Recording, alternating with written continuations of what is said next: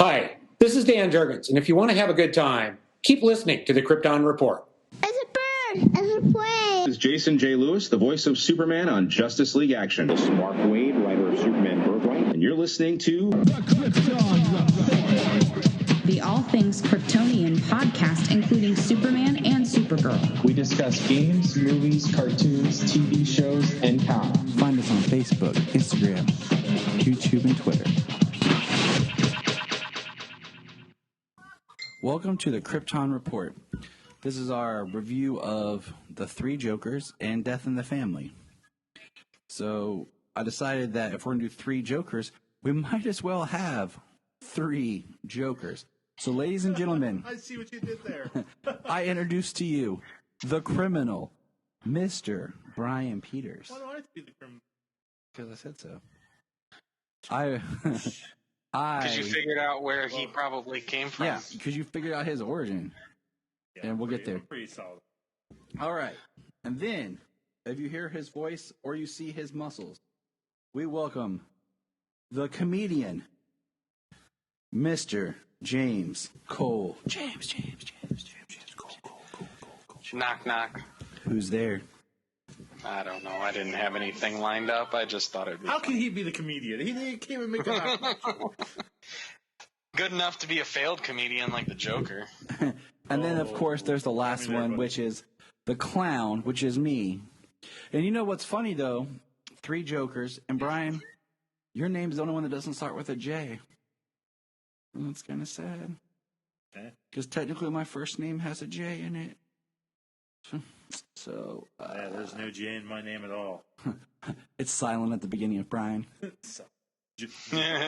Brian. More like Jabroni. Jabroni. So this other part I did not plan, but it just kind of happened. This is episode 193. So Yeah. Nice. Another three. But all right, before we get into the three Jokers, let's talk a little bit. Has everybody watched Death in the Family? I have not. You didn't watch it? Oh, really? I didn't get a chance to. I did. I didn't get a chance to watch it again. Dang it. I wanted to watch it again before this, but... I mean, I still love you. And I mean to hurt your feelings. Well, how are we supposed to review it when it was in our notes to review and You didn't do your you homework. didn't do your homework? So I guess you'll have to just sit back and get spoiled on the whole thing.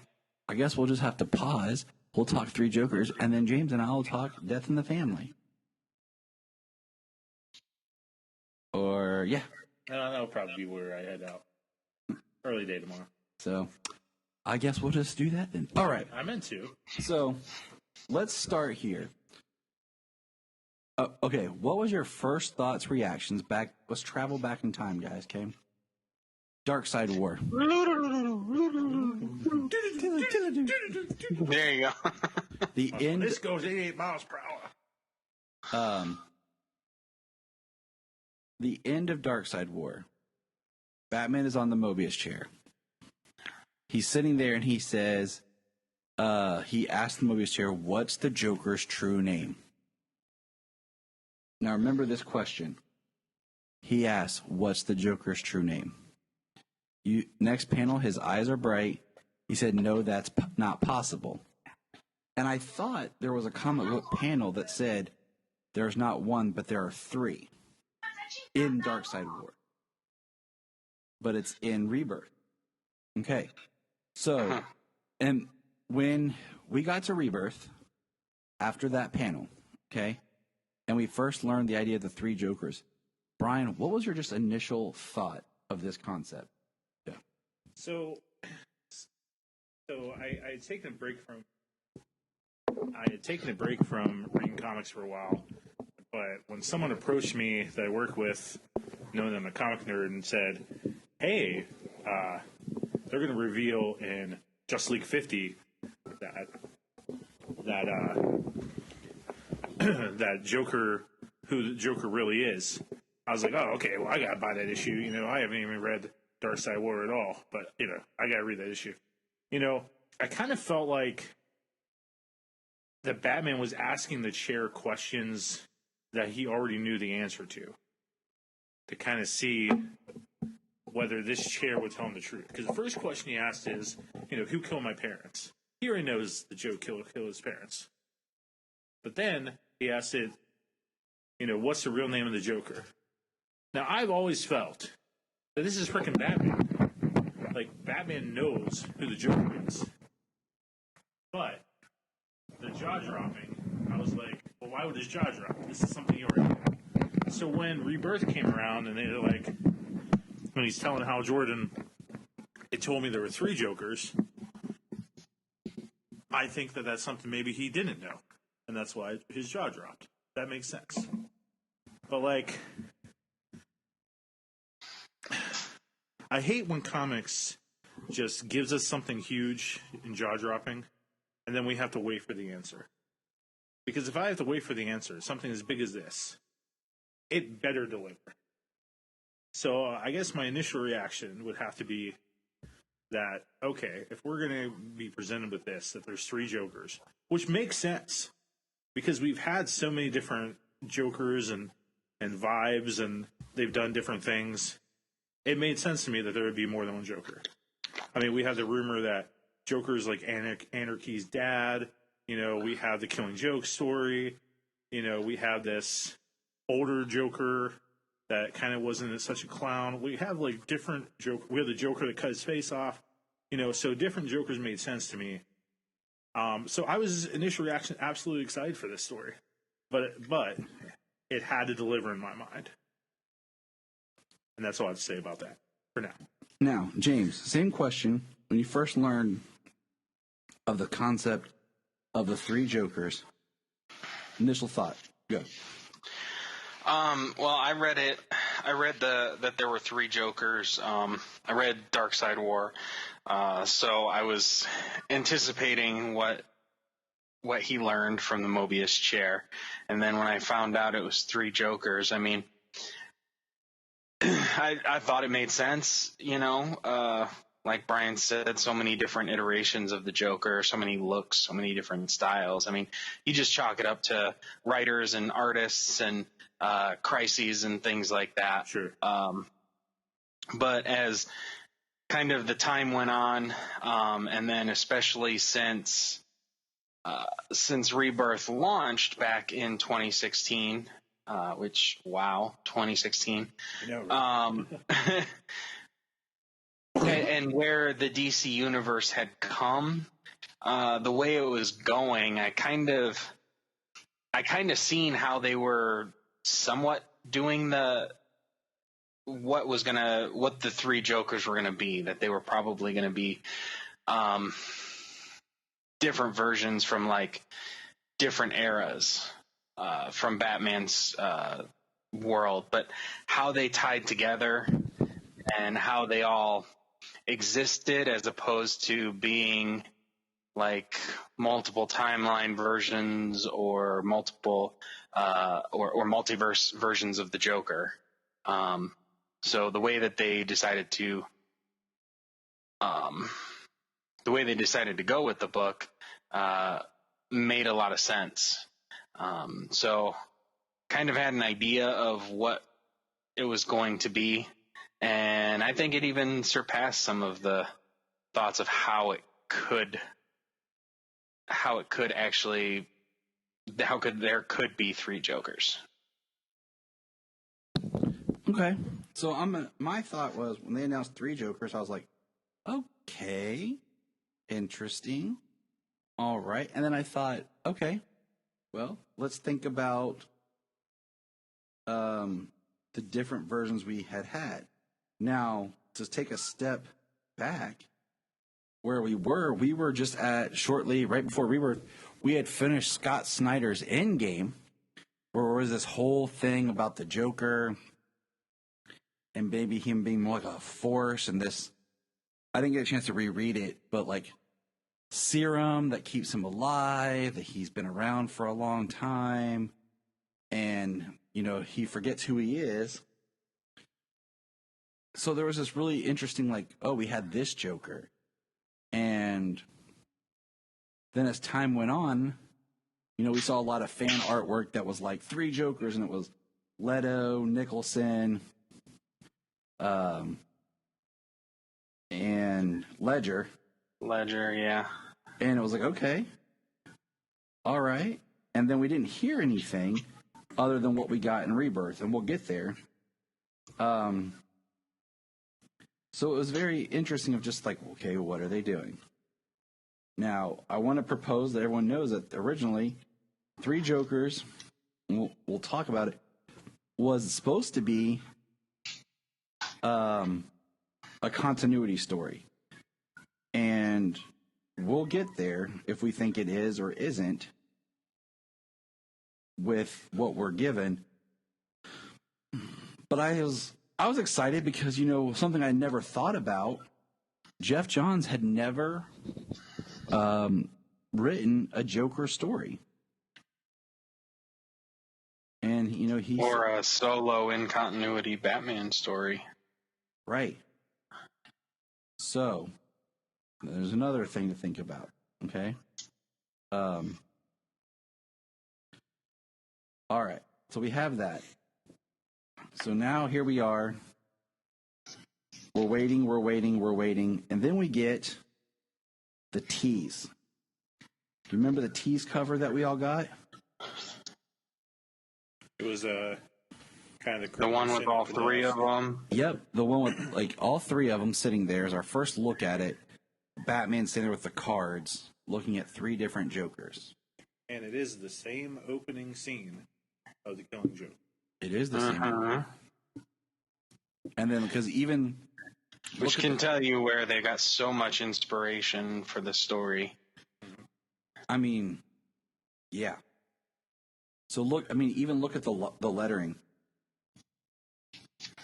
It's exactly the same as the cover of The Killing Joke. Exactly the same.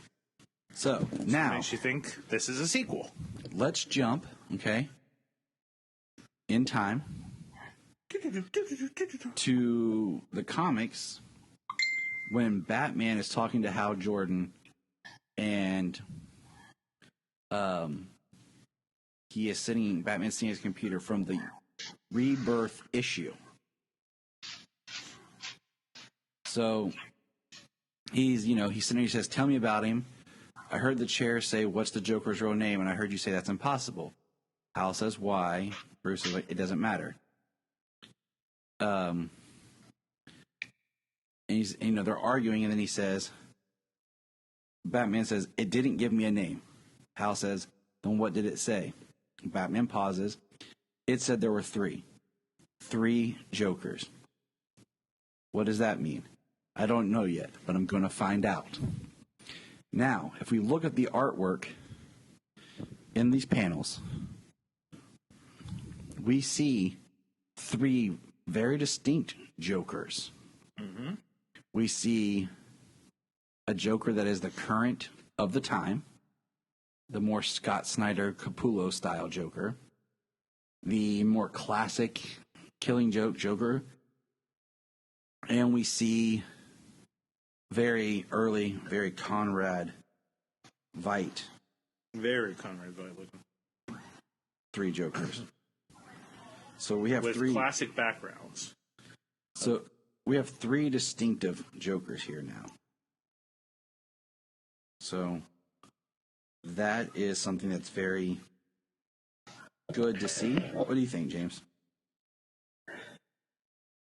All the different, the 6 different photos he has of the Joker. Yeah, where Batman's sitting there at his desk in Rebirth, like this. See, and you can tell this is in Rebirth because he's wearing the Rebirth costume. Yeah, it has the yellow outline around the bat symbol on his chest. Yeah, I always thought that was pretty cool image there. It basically does, identify like top and bottom, like 3 different styles of Joker. So, why they picked these 3 specifically, why they picked the Killing Joke version there in the middle, and then, probably the one there on the left, the criminal version. But then they got, like, the Leto-inspired version right there on the right. Yeah, that's the Scott Actually, Snyder. the version that inspired Leto, not the other way around. So, it's just interesting. So this is where we're at. And this is where we stop for Years. years. 4 years. For 4 years. I mean, we hear a little bit. Let's see, what do we get? We got Fabok teased out some artwork. Let's see, I'm trying to remember who did it first. Like Jeff John said something. I mean, it really was one of those things that we kept talking about and speculating, and then much like Doomsday Clock, the world kept going on. You know, and I think this book is a lot similar to Doomsday Clock, where I feel that it was written to be in continuity, and then things were tweaked because by the time that this came out, we had surpassed when it was supposed to have been done. Just like Doomsday Clock is continuity, but we can't figure out exactly when it took place. I always say that it took place right before Bryan Michael Bendis took over writing Superman. That's the only part that really makes the most sense for me from a Superman perspective, but I don't know from all the other characters. I mean, yeah, it makes you wonder because some of the characters who are in that book, because there are so many characters in the background, but also like with the metahuman, what was it called in Doomsday Clock, where they were searching out metahumans all over the world and trying to find out who and how they were created and on purpose and things like that. Yeah, I don't remember, but I know. But then there was the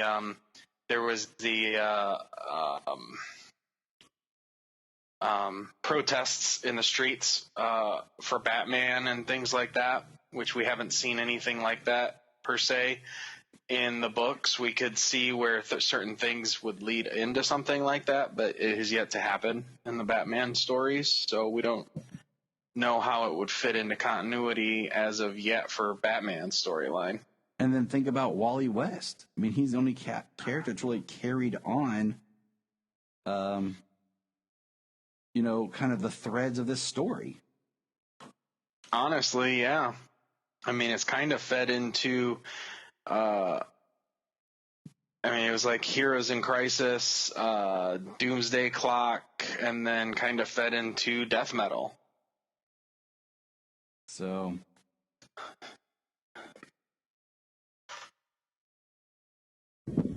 I mean, that's where I'm going to kind of put my stamp on this, because if I had to pick a point in continuity where this takes place, I would say it takes place right at issue 1 of Rebirth, right in that time frame, because we know this takes place with Barbara, Jason, and Batman.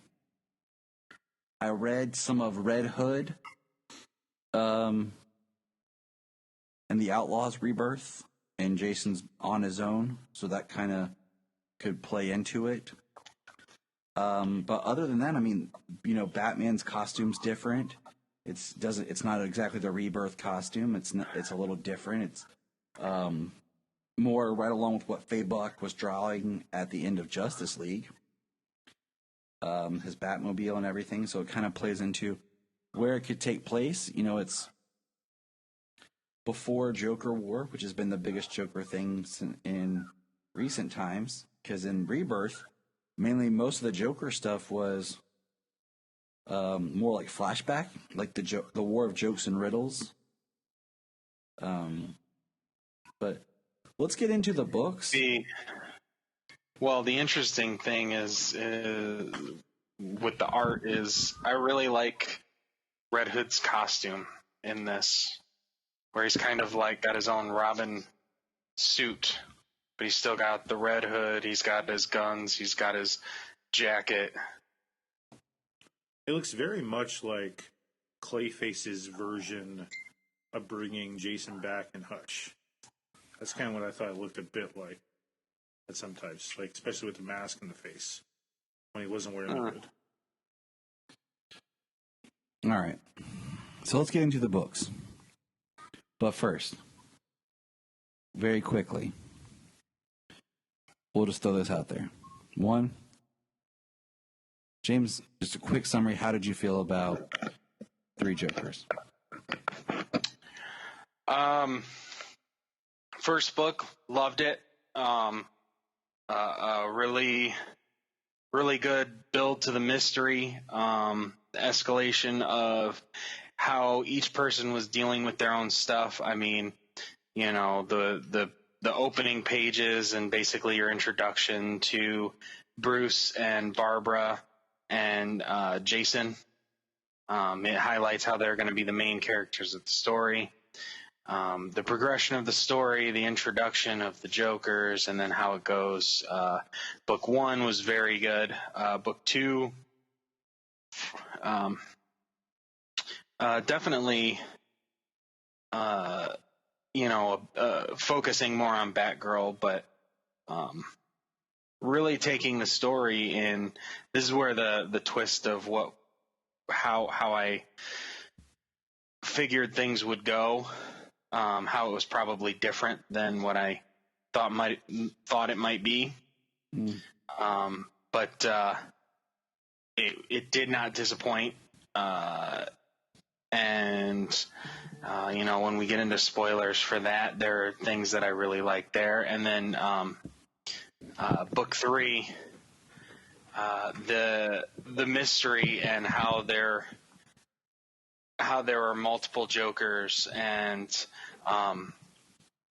just how each person is dealing with their own issues. The dynamic between Jason and Barbara was really good. The Joe Chill stuff, Joker, Batman, like the beliefs of these two Jokers that are left because of Jason killing the one, and then where it really goes in the end. I was surprised. And I mean, there is a slight lackluster resolution, but I wasn't disappointed. So, I mean, overall, I probably give this whole book probably like a B+, A-. It was a strong book in my opinion. All right, Brian, real quickly, you go. I was disappointed. And that's Brian. Because I think all Brian's sentiments will come out as we break it down. One, first read, I was a little like, I wouldn't say disappointed, but I kind of wanted a little bit more. And I'll point out what I would have liked. I do have more. Oh, Brian has. I know you do, but it's going to be. No, it won't be that. I mean, I promise you. Issue 1 blew me away. Okay, I'll let Brian talk. Fine, go. Issue 1 blew me away. It went right into showing that there was 3 Jokers. It didn't play around with that. It made it a Jason. Like, I loved how it started with Batman looking at, like, Alfred taking care of Batman and looking at the scars. And, like, this is a scar that Scarecrow caused with a pitchfork. This is a scar that, Bane caused when he broke his back. Like, we were getting a real psychological trauma here and healing. And I was like, Jeff, man, you're blowing me away. And Fabok with his art just blowing me away. Then we get to Barbara, with her on the treadmill and getting flashbacks to certain things, with him being shot. And then we see Jason with the scar. Like, we're getting the deep psychological stuff. I was blown away. And then when the issue ends with Jason just blowing the clown's head, it blows the head off, and saying to Barbara that you never miss. Like, you could have stopped me, but you never miss. That blew me away. I was so excited. Issue 2, where it starts with kind of the comedian kind of thinking about his family. I even said to you guys, what if that's not fake? What if he does have the family somewhere? And you guys were like, I don't know. But the second one gave me so many more questions. The criminal Joker said, like, I've been around since the beginning. It gave me so many questions. How's Joe Chill go into this? He has cancer now. Did the Joker give him cancer? Like, so many questions. And then the third one, I go in with all these questions wanting to be answered. And, yeah. So I was disappointed. Tyler, sorry. No, I feel like... But it started with a bang. It sure did. I agree. Issue 1 was great. I thought issue 2 was better in some ways of just like opening it up and being that chapter where you're like, what? Huh? But then I kind of was like, all right, what am I going to get out of the last one? Because there's no way that they're going to be able to like wrap up everything. Yep. And leave us completely feeling satisfied on every level. I mean, it's impossible, especially with something this big, with characters we've had time to think about, grow with, mellow over. I do think it's interesting that's, very Jason-centric. Jason's definitely become a character that's got a lot of attention over the past few years. I mean, I think the New 52 is really what changed Jason and the Red Hood for the good. And we see that, through line continue. I'll just say that this story is good. The writing is really well done. The artist, you can't say anything negative about the art, period. My thing is, the point of the 3 Jokers, I feel like isn't hit as hard as it could have been.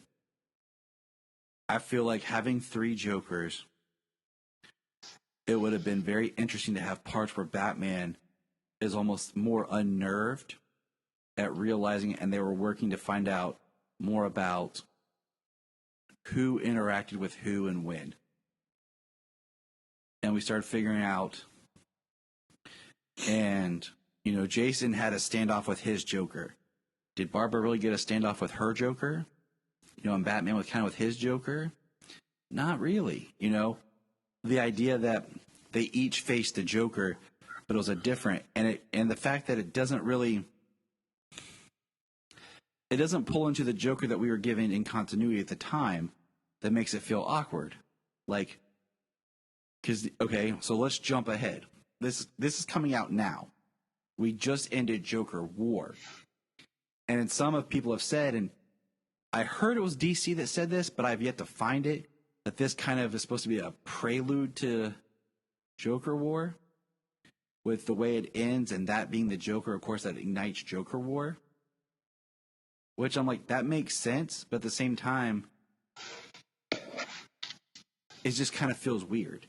Especially when if this is continuity and this takes place in a rebirth era at the beginning, this is before Reborn, which is a Superman story, yes, but also affected all of DC.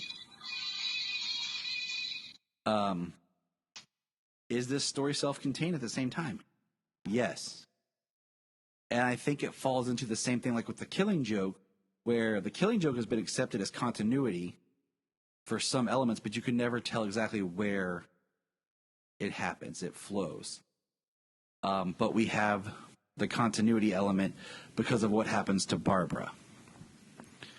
So let's get into the actual book, okay? We're talking. Let's get into the book. So Killing Joke number 1. No, you might as well start with Killing Joke. 3 Jokers number 1. I love the 9-panel grids, like at the beginning. I love beautiful the artwork. I love that it's in grids. And like you guys were talking about, just like the Alfred, and then we have the scars. We have the scene of Barbara showering. We see her scars, and then we see, Jason fighting and doing his thing. And then we find, the 3 hostages or people that they find in the Red Hood costume, the commissioner. And we find that they stole the chemicals, and I'm like, okay, so the chemicals that made the Joker just hang out now? Like, they don't, put those away? Anyone can be the Joker? Batman. The first big thing we get is when the Joker shows up at this cabin, knocks on the door, and another Joker opens the door in the tourist outfit from The Killing Joke. Mm-hmm. And then we see the criminal sitting there. It says, "We try to make a better Joker." I would have liked that explored a little bit more. Because then we get this scene where there's a bunch of people who all have been bleached by the Joker. And then I'm like, okay. I liked the idea that maybe there's some sort of shared conscience that they have, or some sort of memories that they have, to the point where they're aware of all the things that have happened. But it really, like when Batman interacts with them, it explains why the Joker's so crazy, because he doesn't realize he's interacting with a separate person. Even though they're all shared, there's differences. And there's, even in this panel here where they're flipping the coin, we hear heads, I win together. And there's times where they say I, and there's times where they say we. And I just kind of would have liked that. I mean, there's definitely history, and some deep history they pull from this. And even when they're beating on Jason, and he's already shot the other Joker, and when he's beating on Jason, the clown, the comedian that's hitting him with the crowbar again, he's like, "We had so much fun with this last time." Like he shared that memory. And it made me wonder exactly what you're saying. Like, are they sharing? Do they share memories? Like, and it makes you raise a question: who the heck did what? Exactly. And I love Jason kills his Joker, and that's kind of Jason's point. Jason's the more aggressive. He did the thing that Batman's never been able to do, is kill the Joker and stop the Joker. And I mean, I think that we could almost dive into an entire podcast of us talking about the idea of if Batman should kill the Joker or not. So Jason, he shot the Joker. And, like Bryan said about Barbara trying to stop him. But is she really? She's not. That's the thing. She sees the Joker. She doesn't realize that that's not her Joker, but it is the Joker. And so Jason takes him out. And Jason, he's the one that's experienced more trauma than any of them. And this story is highly reflective on that. And this is what the Red Hood is made to do. This is what Jason as the Red Hood is made to do. Side story, real quick, with the Red Hood is Solomon asked me, well, if Joker was the Red Hood and bad, why does Jason wear the Red Hood? And I kind of explained to him the idea of changing of a symbol, or taking something that hurt you and repurposing it and using it against the person that hurt you. And he was like, yeah, I don't get it. But he's fine. Yeah. I mean, this, I mean, you guys are talking about a lot of what you wanted to see, where you expected them to go. But I mean, in the first 12 pages here, they tell you exactly where they're going, while they're showing you all of the traumas that Batman, Barbara, and Jason has gone through. And by the end, when we get to the end, and because the first book is mostly about Jason's trauma, the second book is about Barbara's trauma, but how she recovered from her trauma. She came back stronger, whereas Jason, it broke him down, and he had to build back the only way that he could, because he was alone. He didn't have a support system around him, and they discuss how that, because nobody knew he was alive. But then in the third book, they discuss Batman's trauma, and the Joker believes that because this is his worst trauma, this is what created him, that this is what's going to break him, that he's not complete without a Joker, that he's not complete without the perfect Joker being a part of his the trauma that created him. But in the end, when he actually saves Joe Chill and discusses with him, and he even visits him in the hospital bed when he dies, he gets the letter from him, he holds his hand. Bruce has actually gotten over his trauma. It's the trauma that started it, and it's the trauma that drives him to this day, but it's not the trauma it's not what eats at him every single day. It's not what his mission, it's what his mission was based off of, but it's not the only thing that drives his mission anymore. And the Joker can't look past that either. I mean, they told you, they addressed what this story was going to be about, was these people's traumas. So I don't know. Thinking back on it, I mean, I had different thoughts about what it could be, but yeah. I don't know. When I got the book and I was reading it for the story that they gave me, not the story I was hoping to see. And maybe that's why I'm a little less negative on it. There's not much I actually feel is negative about the story. Book one was very good. Book two, in my opinion, kept pace, very personal between the three characters and between the Jokers that they have. And then in the third book, I mean, it was still very personal between our three Bat family characters and then the Jokers. No, I agree. Especially what happened with the Jokers when we get there. I agree with you. And a lot of pretty much everything you said. My thing is time. It's just kind of like Star Wars. You gave us the original trilogy. Fans had years to talk about and build up ideas, and then you give us the prequel, especially episode 1, and we're just kind of like, what?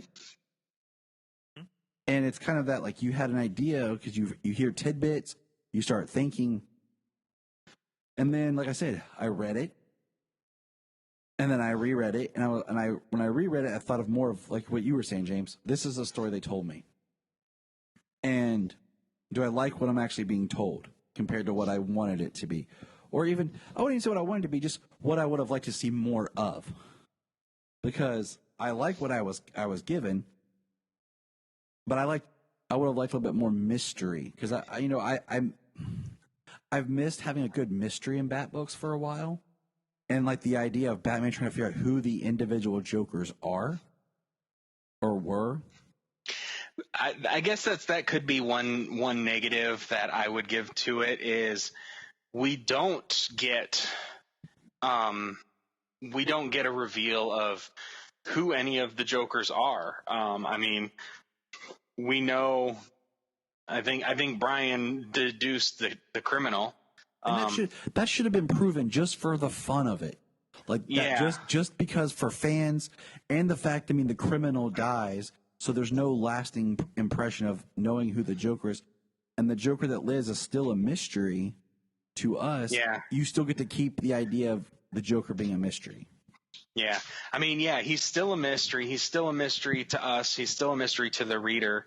But kind of the idea of actually the Joker moving forward, at least from this point, and I mean, is it really from this point, because we don't really know where it sits, but and Joker War very well could be, because this Joker knows that he's Bruce. Right. And he won't, and he says that he won't say anything. And that's why I say, like, there's little hits. Now, I was sitting here thinking, there's no part in these 3 books that reference the Mobius chair, the rebirth. Right. So, once again, we almost have more of a self-contained where even what we have gotten before doesn't play out into the books. Well, it kind of, Rebirth was kind of like this big issue for the audience. But actually, when it comes to story, I mean, who was actually affected by it at the time? Batman, The Flash, Wally. There's only a couple of people who were affected by it at the time. And then there was the things that Dr. Manhattan did that were explored once we got to Doomsday Clock. But, Rebirth, yeah, it was this big thing for the whole universe, but who did it really affect? And the stories kind of just continued from New 52. You're absolutely right. So we've got a Joker with an identity, but the only person who knows that identity is Bruce. He won't even tell Alfred who the identity is, and he's doing it to protect this guy's son and his wife, his ex-wife. So let's jump to that. Let's get that out of the way because I feel like we're trying to like tiptoe around it. So basically, and then we'll kind of back up. In the 3rd book, no, we'll take a step back. The 2nd book has a cool scene of the Joker coming home and kind of talking to his wife and son. Okay? It's the wife from The Killing Joke. Okay? Now, while I was reading, it's like, wow, that's really crazy. Okay? That's really cool. That's kind of weird that that's playing out. Hold on here. Bryan is showing, we're looking right here, we have our Killing Joke book out, and we have our 3 Jokers #2 out as well.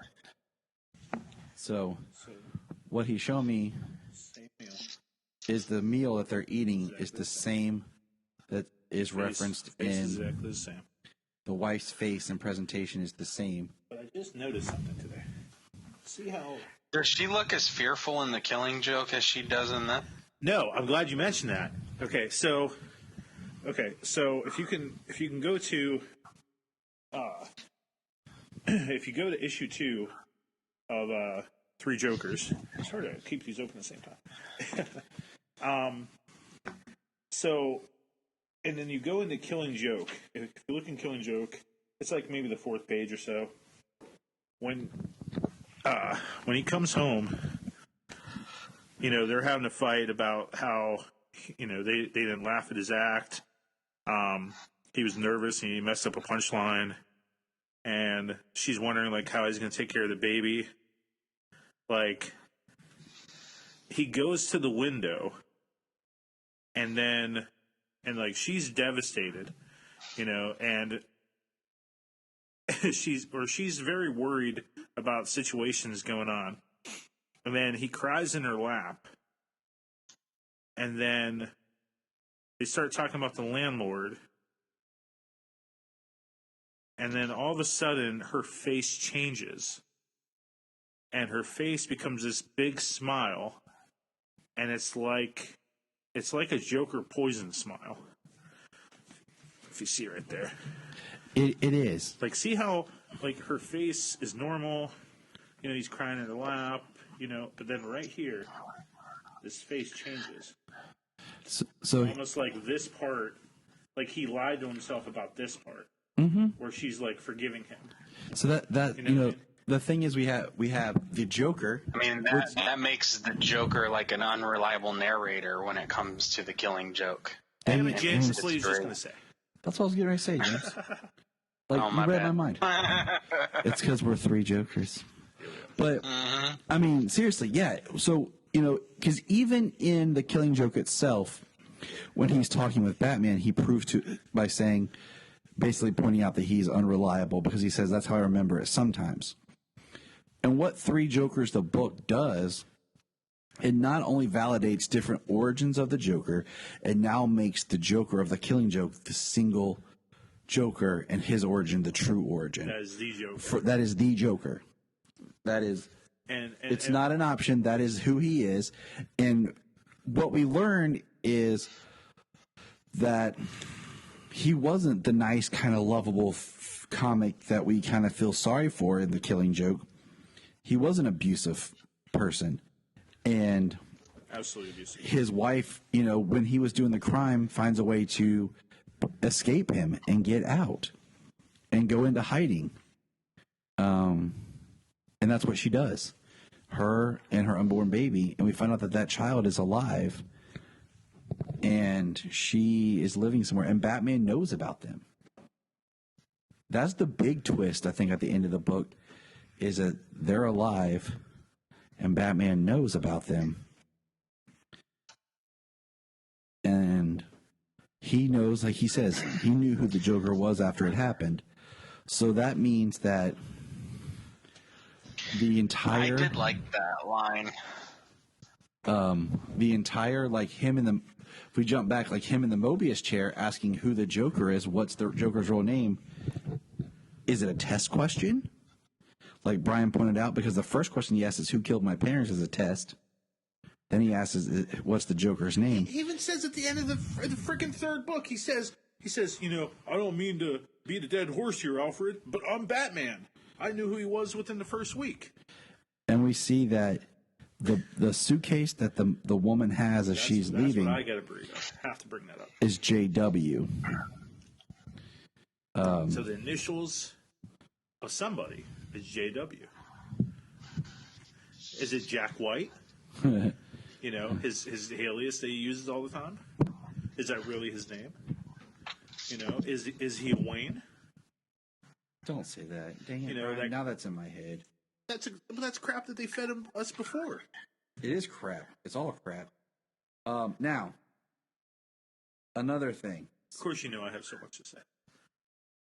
I understand the Joe Chill angle and like him working through that trauma, but I kind of felt like it changed the story a little bit, and in a lot of ways, that was Batman's trauma that he was working through. But I felt they put a lot of emphasis on it. I think we're missing something here. Are we going to talk about this frickin' Jason and Barbara? Yep, that's where we're going. We're working backwards. Thank you. So we kind of jumped to the end. Because that was bringing up an issue too. Because the part that got me, it's bullcrap, is is when they're in the theater and there's like all the Jokers that come running out, where it just shows that they're making like people in chemicals and they're going crazy, and Jason and Barbara are fighting. Now, so let's bring it up. The scene where Jason kisses Barbara, and they kind of have this whole relationship. Isn't it Tao? It's like James and most of his love interests. Yeah, I mean, this I think James was the undisclosed model for Jason Todd. Absolutely. Like, they're just like, James, all right, put this towel around your waist. All right. Just stand there and smile. All right. Jason's 5 bucks. He's just going to dry you a little bit. Gotta make this to scale. So, I think it's interesting. He added the abs, though. Jason having a thing for Barbara, and through their pain, their trauma. But the biggest thing is in the third book, is where Jason leaves this big note to Barbara. Preposterous. Now, first of all, okay, one, I was not on board with the idea that, Jason Todd's going to be the new Joker. I thought that was too obvious.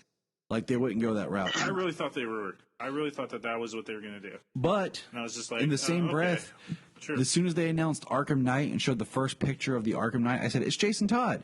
And they're like, no, it's a new character, the Arkham Knight. I'm like, oh. Okay, and then guess who the Arkham Knight was? Jason frickin' Todd. It was Jason Todd. And it had no emotional pull because he wasn't even introduced in the universe yet. It should have just been a new character. Yep.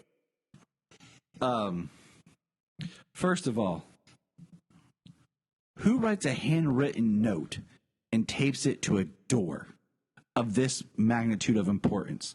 This is some Romeo and Juliet bullcrack mess up. Why the F word did he slide it under the door? Why didn't he slide it under the door? If he actually wrote this freaking handwritten note, why wasn't it slid underneath the door? Yep. Why wasn't it put in her mailbox? Why was it taped? Especially that of that importance. I'll leave everything for you, Barbara. We have never had a romantic relationship ever in the history of anything. But we just share some pain. You know, I'm feeling it. I was in the towel. I'll give up everything for you, Barbara. It makes perfect sense. I would, if I was in this spot,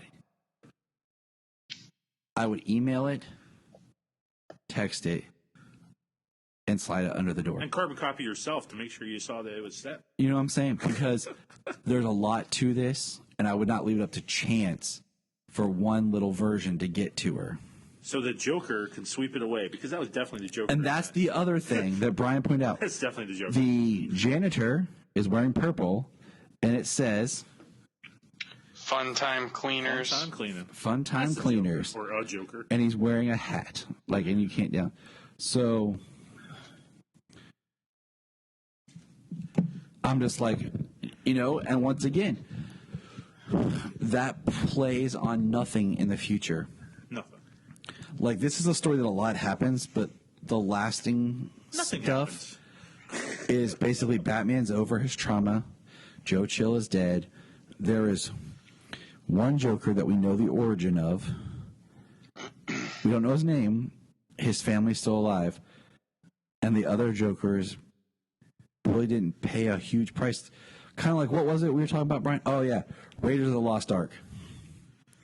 Well, my wife brought that up. Yeah, your wife brought that up.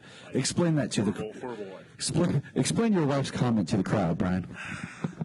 So she knows how much I love Indiana Jones, and we were watching Big Bang Theory the other day, and it was that episode where Sheldon's so excited. Amy blows up Raiders of the Lost Ark for everybody. Yep. Yeah. And she's like, well, Indiana Jones did nothing to help the story. If you take him out, he does nothing. And, my wife heard me, whine about the three Jokers. And she's like, so it's like that. It's just, okay, if you're going to bring up this relationship possibility, what was kind of interesting is in book 3, where they're kind of, what interesting in book 3, whereas Batman's talking about, okay, I can't arrest you. I can't lock you in a cage for killing that Joker. There's, you'll expose our identities. You'll expose me. Mm-hmm. What can I do about this? And he's like, I'm sorry, Jason. I failed you. I never helped you heal. We can give you a new personality, a new character. We can give you a new persona. We can put this past behind us, and we can help you heal. And I will help you do that. That was interesting to me, because Jason does have a lot of pain. It hasn't been addressed. It's been pushed under the rug. Mm-hmm. But giving him Barbara as a love interest is not the answer, because Barbara's meant for Nightwing. But I like the concept of, from Barbara's point of view. Yeah. Of they shared a moment, and that's kind of what it was, because it was caught up in the moment.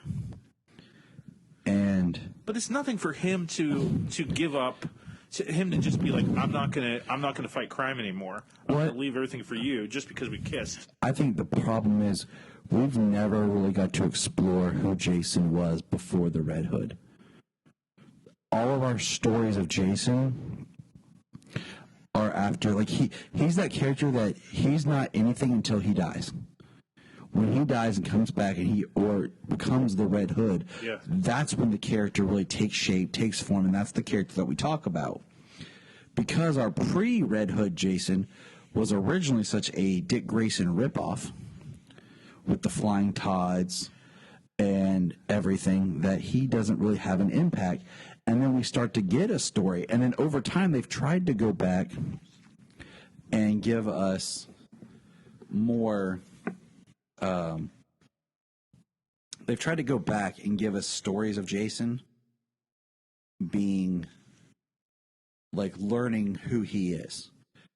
But those are all like flashbacks or background stuff when we're already exposed to the Red Hood. So we don't know really what Jason's relationship as much with anybody is, because even when they were writing him back then, it was confusing because they didn't know who Jason was. Sure. Yeah. He was Dick Grayson with a new name because we had to make Dick Grayson Nightwing. But when they changed him, like after, like in post-crisis, when they changed who Jason is and make him this bit of an a-hole, people didn't like him. They didn't know what to do. They're just like, oh, we'll just kill him, and we get death of the family, or death in the family. But if this story is a Jason story, which if this story is a Jason story, which I kind of feel it more is, there's no closure with it. Barbara doesn't get that note. Batman doesn't decide to change, like help Jason change his persona. There's nothing with it. And I gotta ask you guys, did you when you were reading this the third issue especially, did you think that it would be revealed that one of the Jokers was Jason's dad? It hit my mind as I was reading it. Yeah, like I was like, oh no, I don't want that. It kind of reminds me of, because I just recently watched it, but the end of the Red Hood movie, where Alfred and Bruce are talking, and Bruce says it doesn't change anything. He still sees Jason as being dead. He says it doesn't change anything. And I think in a way this story is kind of like that. Like, it doesn't change anything, but yet a lot has happened. I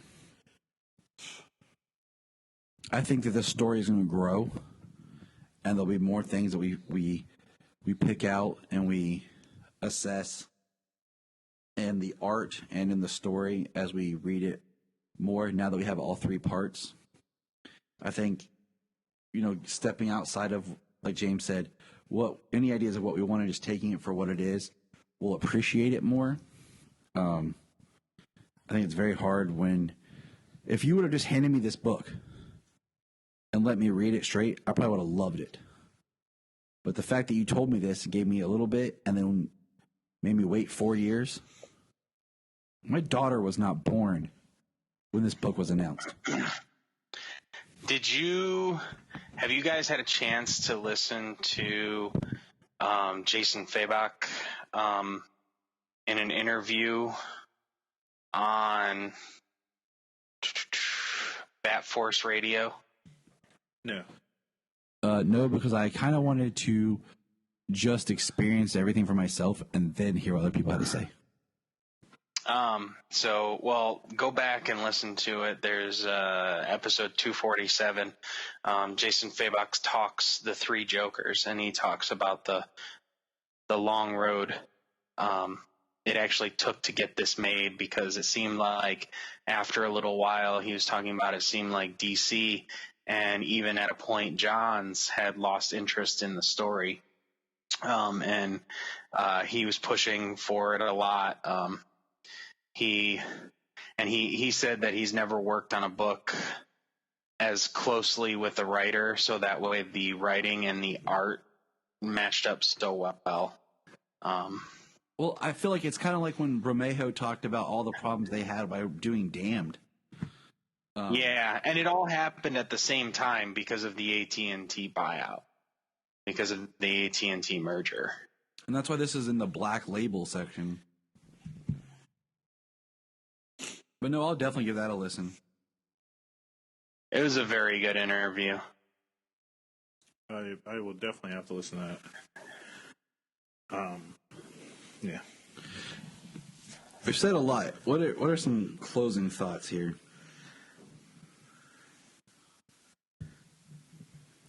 Do we have some closing thoughts? I was pleasantly surprised by the end, when it kind of makes this a sequel to The Killing Joke.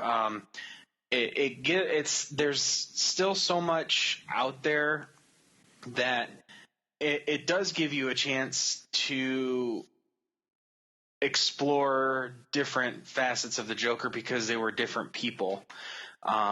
The reason, so I mean, I think it's possible you could see more. Not saying that we would, but it's possible that we could see more. But the idea of so many Jokers and the specific three they chose were really important, especially for the story.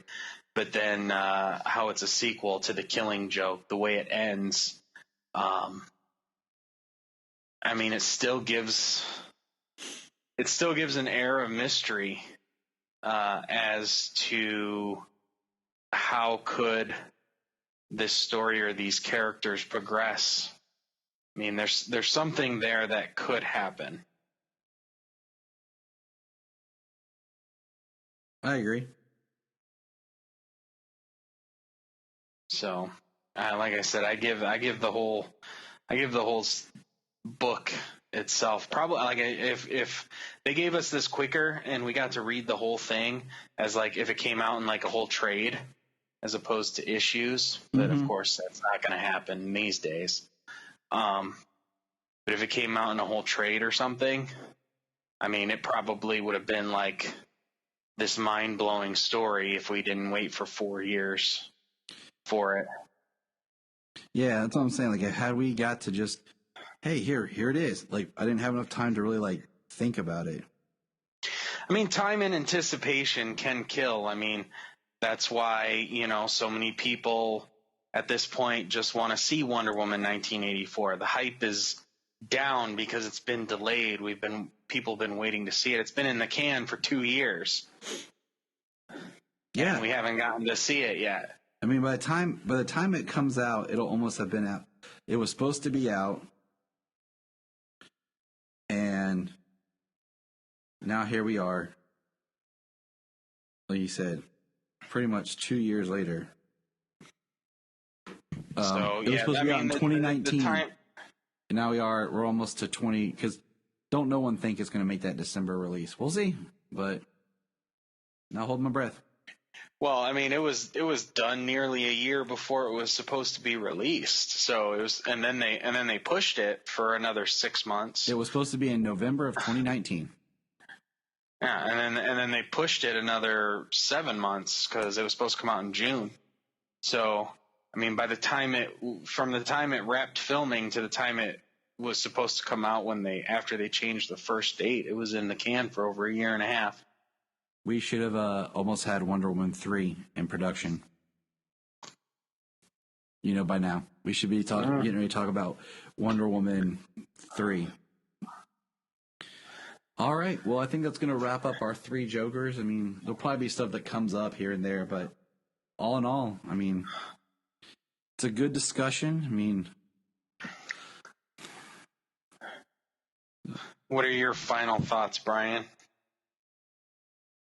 My bad, because I just got lost in the thoughts of the Joker. It's okay. I'll be over here. They're chaotic. They are. It's all right. I would try to keep it calm, keep it clean. Other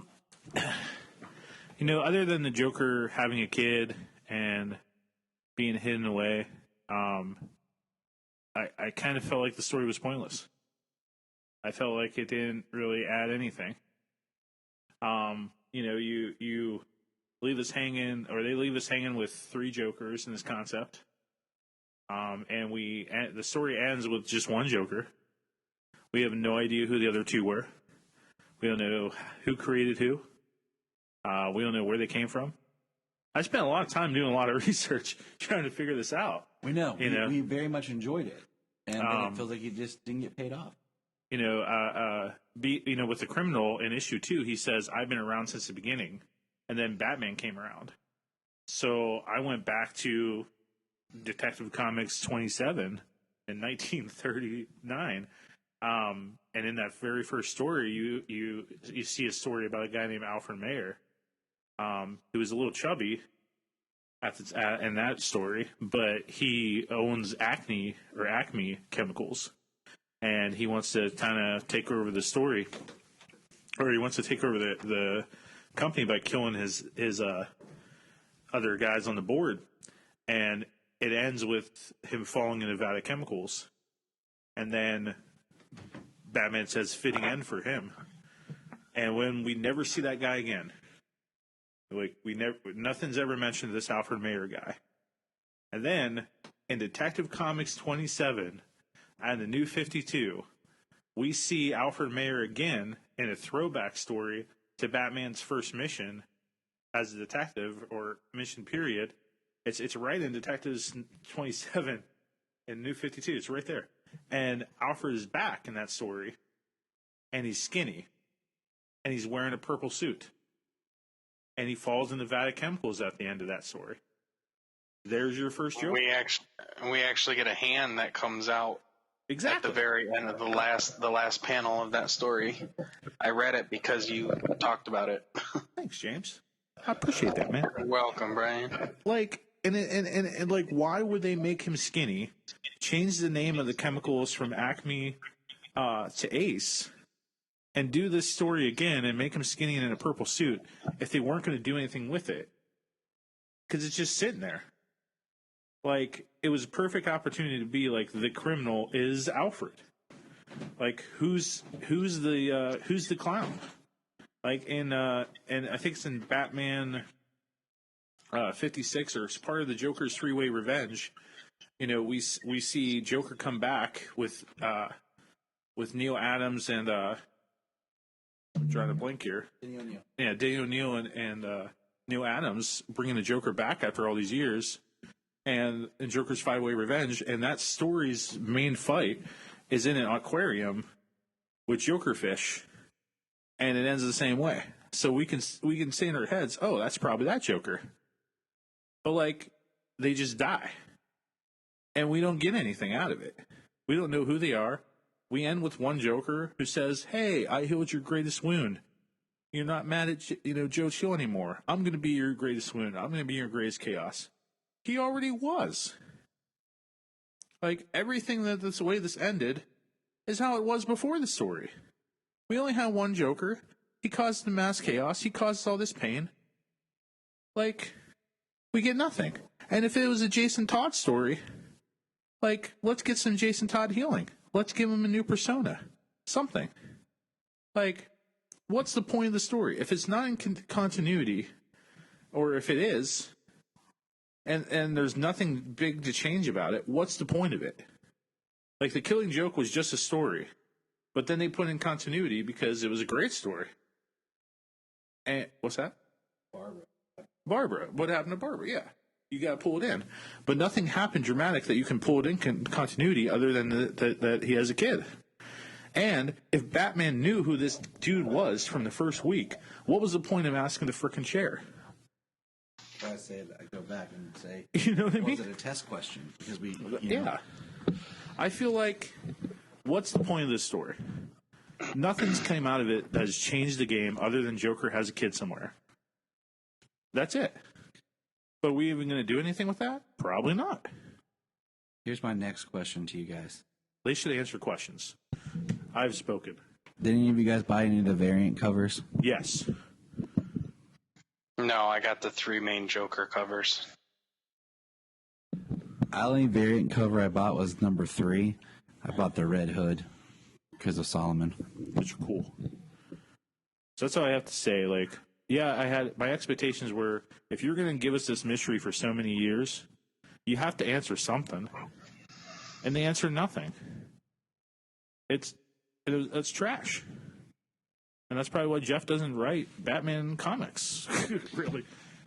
I would like to see Jeff write Batman in continuity.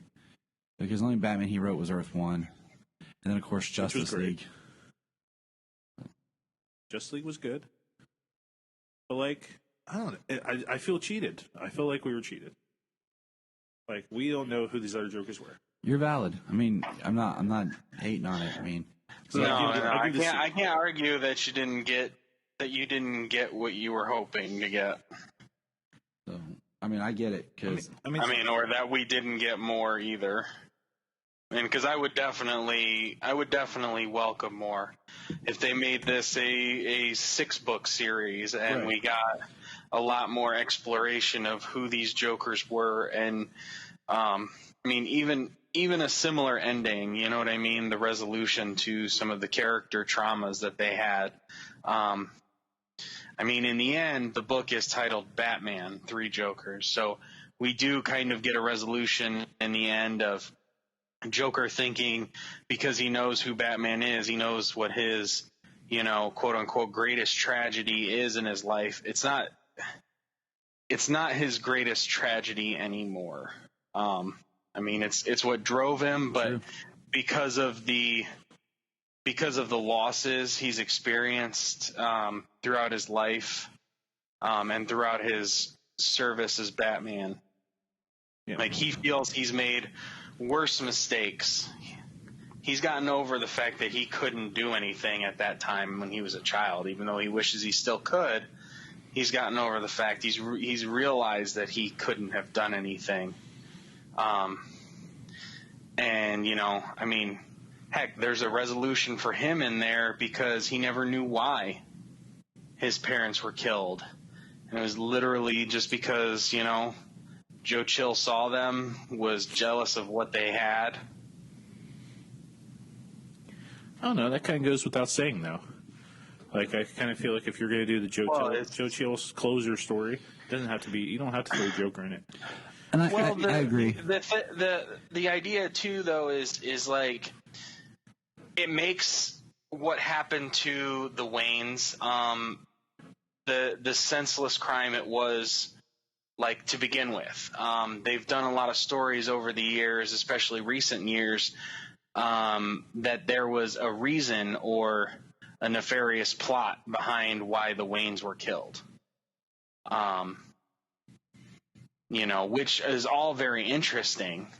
I've liked a lot of different ideas of why the Waynes were killed, but I like the randomness. Kind of taking it back to a random crime, a senseless crime. He did it because he was in a bad place at the time and regrets it, especially once he realized that Bruce was there. It's actually a sense of closure for Bruce after all these years. Yes, and that part was great, and it was touching, but it has nothing. It really has nothing to do with the Joker. So we're gonna end the 3 Jokers here because one Joker has to leave. I do. And that discussion, I mean, we'll probably maybe even have more comments as the time goes on. But we're gonna pause, guys. Think about your thoughts for 3 Jokers. What did you like, dislike? Send us an email. Send us a tweet. Message us. We know it's a Superman podcast, but we love all things DC. And this has been a big deal because this is something we've been promised for a while. All right, so time to talk Death in the Family, the most recent DC film to be released. And this is a collection of shorts, much like back when they released the Shazam. And Shazam was a short new film with all the other little shorts that were released. Death in the Family was done the same. Death in the Family also didn't have an early digital release. It was just the digital came out the same day as the Blu-ray. Now, I personally have not watched the digital copy. I just watched my Blu-ray disc. I've heard that the digital copy doesn't have the options. It just plays straight through. Now, this was an interactive film, which I think made it fun. But at the same time, I don't think it has the rewatchability. No. Well, the thing I heard from the digital is the digital, literally the short they give you is the recap of Red Hood and then the end, like the added stuff with Batman or with Bruce talking to Clark. I mean, that's like literally the short, which is like, what's the point of that? It's in the special features where they have the other like 4 endings or whatever. I could have swore I said there's like 7 endings when you go through. Yeah. But that's making all the different little choices, Which Janie and I did. And that was cool. But it just, okay, first of all, I made the dumb choice at the beginning of picking the option of he dies, and it just ends up being the Red Hood recap, Red Hood being explained to you by Batman. And I was like, okay, this sucks. Because after that one choice, there's no other choices. The only cool part was at the end, you find out he's sitting there talking to Clark Kent. And it's like a 20-minute recap of a movie that you'd rather just watch the movie of. Exactly. And then add that little thing that Bruce tells him at the end, so you get a nice little thing, interaction. But even that might, spoil the end because the way the ending of Red Hood ends, it's like that's the moment to go out on. So, but freaking make you cry as the credits roll. If you pick Jason Cheat's death, Jason basically has a mental illness. He becomes, he starts wearing the bandages and looks more like the way he did, quote unquote, in Hush. And then at the end, Talia shows up with Damien as a baby and basically presents it to Jason to raise. We also see him being brutal. We see him behead the Riddler, like in the cutaway scene. Like we just see the Riddler with his head off. So that one was crazy. If you pick the one to really pick, if you're going to go through this, is Batman saves Robin. That's the one that you have the most choices with. Because right off the bat, Batman saves Robin, Batman dies. Jason catches the Joker and has the choice to kill him or let him live. Yeah, you get a choice of promise to Batman or I forget, not promise him whatever, or the Joker needs to die or something. And then you get to the point where he gets the Joker from the trailer where he's about to light Black Mask and everybody on fire. Mm-hmm. And then you get a chance there to spare the Joker or kill him. And that's kind of where it segments. Yep. You kill him, you get the dead Joker.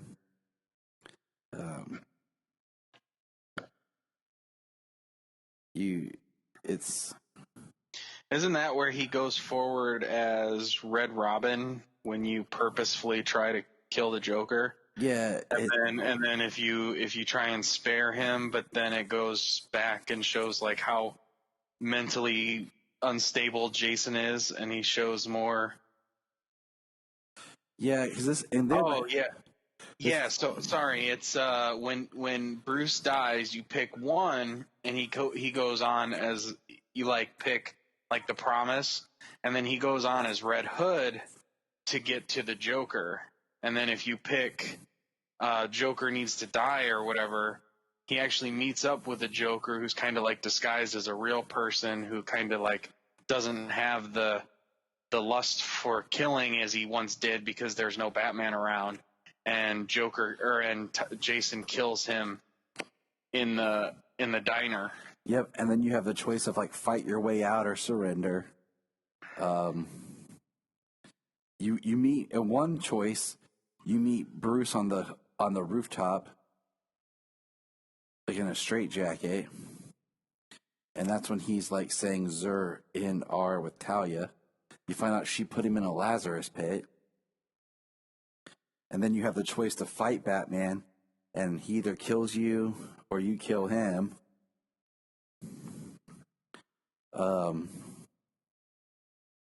The most interesting is you pick Joker. You pick to let Joker die. You surrender, or attack. You attack. So that's when you go Red Robin on the rampage, and that's when you meet up with Two-Face. You pick Two-Face's coin, which way you go, and one is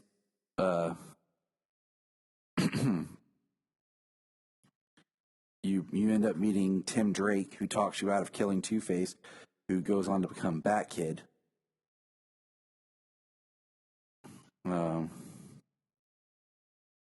We see like some cutaways of Barbara and Jason. We see the bomb that like Batman and Zur-En-Arrh. Batman has a build-up on him, a bomb on him. We find the Zur-En-Arrh as he's trying to say Zorro. Because like in the one part we have like when it starts we have Thomas Wayne talking with Bruce about if a masked vigilante was real, and Bruce talks about being Zorro and riding in. It's all cool and all. And like I liked it when I actually got a lot of chances, but a lot of it was just like still animation with talking over it. And then we reused some of the same footage. Like one of the options where Jason, I think like you said, the promise, where you don't think he's killing anybody, but then the Joker reminds him and he goes back and thinks, and it shows how he brutally killed everybody. It brutally killed everybody, like worse than he did when he did it on purpose as Red Hood. So, and I mean, it was fun. Once we got the choices, like I hate how I picked it, but I kind of wish it played out like there was an option to just play it out straight. Because choose your own adventure can be cool. I understand why they did it with this story, because they already had a lot of the footage that they just pulled directly from Under the Red Hood. They didn't have to create as much new footage. And at the same time, I kind of wish... I was never like a choose your own adventure type book reader. It was never my thing. Yeah, I mean, as it is with stories, you know, I mean, you know me, we've been talking long enough. I am very good at just like kind of leaving my expectations at the door. When I finally pick up a book to read, I sit down to watch a movie or something, I'm interested in what I'm being shown, what I'm being told. Yeah. I'm not interested in what I wanted to or what I expected to happen. You know what I mean? I'm very good at kind of separating the two. It's just natural for me. You know what I mean? And it probably is why I have so much enjoyment out of a lot of things that people don't.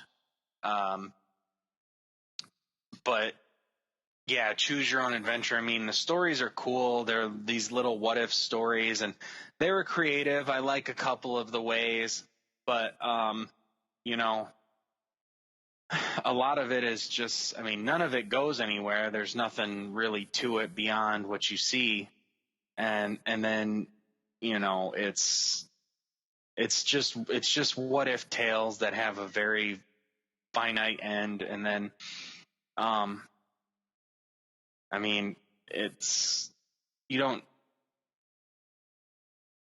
get anything extra out of it, you know, and the rewatchability isn't there.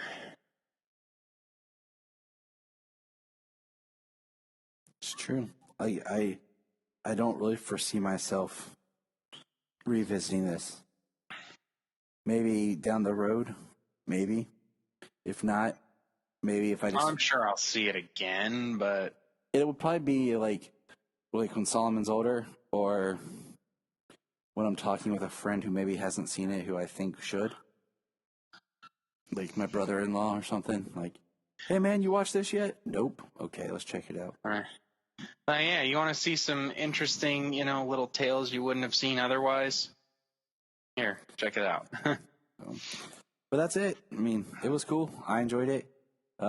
It definitely, it doesn't give you any more to, before the, scenes of Under the Red Hood. Yeah. Honestly, I was more, a couple of the ways that it went, mainly the Red Robin way, that was my favorite. And then watching the other shorts that I hadn't seen, I'd watched Sergeant Rock, I'd watched Adam Strange, but I hadn't watched The Phantom Stranger, and I hadn't watched Death from the Sandman universe. I haven't watched Death yet. Dude, it is oh my God, is it so depressing? That's kind of why I'm enjoying the Sandman. The Sandman universe books, or yeah, I'm enjoying the what do you call it? The audio drama. Oh, okay. But it's I don't get to listen to it always, but I just can never get into those books. Yeah. It's like everything, it's not going to appeal to everybody. Granted, it's a short, so you're not going to invest too much time, but it is it is so depressing, but it is actually really good. And then just in the end, it's like, damn, wow, but what the hell, man? For real. It's like reading The Crow. Man, this is good. Man, this is depressing. Right. It is. Yeah, it was very well done. It was very well done. It was creative. And then just, the way it ends, it's like, wow, so much emotion in such a short animated story.